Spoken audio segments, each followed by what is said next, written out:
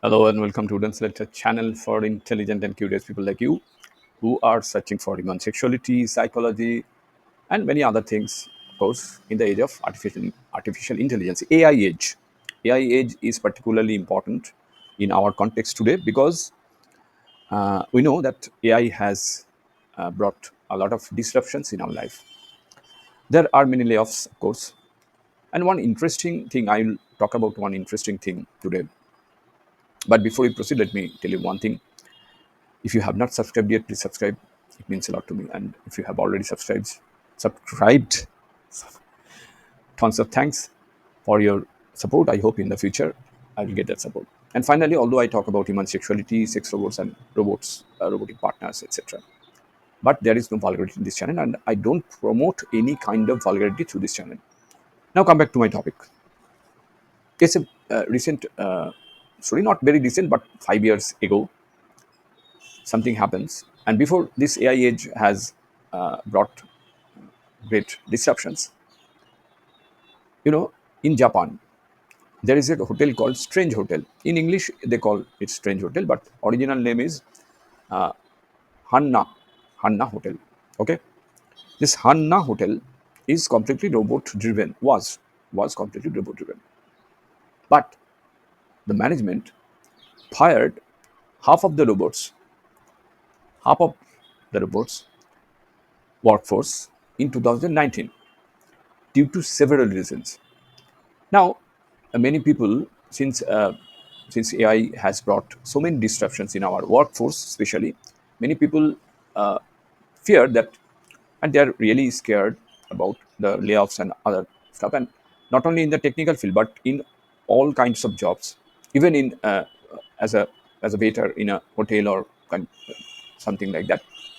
They think that robots will replace them, right? And in part, it's true. But robots cannot replace you in the at least in 20 or 30 years, if not more. Why? I'm telling you. And Hanna Hotel or the Strange Hotel incident gives us enough clues about it.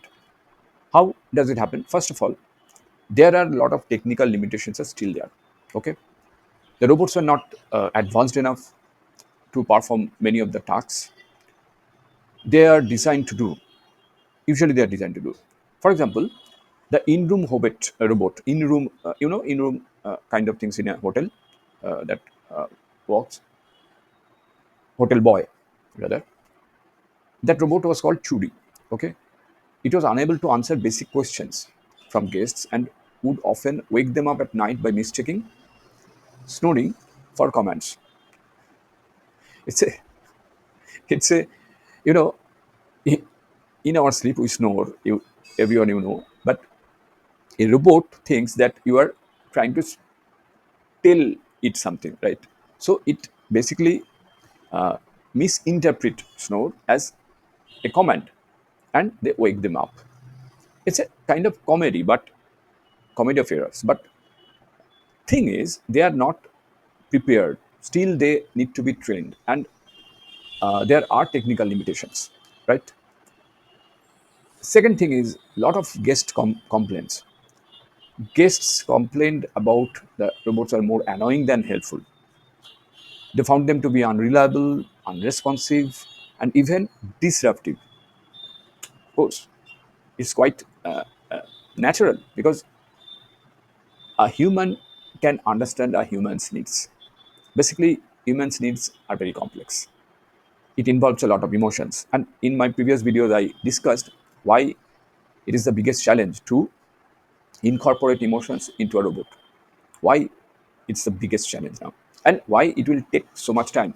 It will take a lot of time, not in one day or 1 year, or not even I can see in 10 years or 20 years. It will take more than that. Okay, cost effectiveness, of course, is a something that management thought that robots will save a lot of money, but robots were expensive to maintain and repair. Problem is there are so many technical limitations and there are so many complaints. They have to take out the robots and send them to factory, and every time they send a good amount of bill they had to pay. So they're expensive.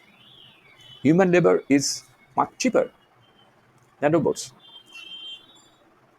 And there are a lot of many other things like hotels labor needs had changed since it opened in 2015. The initial labor shortage in the area had eased, and the hotel was no longer as reliant on robots to fill staffing gaps. Actually, there were some uh, workforce they couldn't find it, so they hired some robots and try to fill that gap. Anyway, as a result of these factors, the Hanna Hotel or Henna Hotel, whatever you call it in Japanese language, decided to reduce its reliance on robots and focus on providing human based services which are more reliable, more dependable, more human above all. However, the hotel still maintains a number of robots for kind of experimental things. So don't worry about losing your job. It's too early to get frightened that robots will come and take our jobs. No, this will not happen in, at least I don't see it will happen in 20, 25, or 30 years. Thanks for watching. Thanks for your time. Stay safe and take care.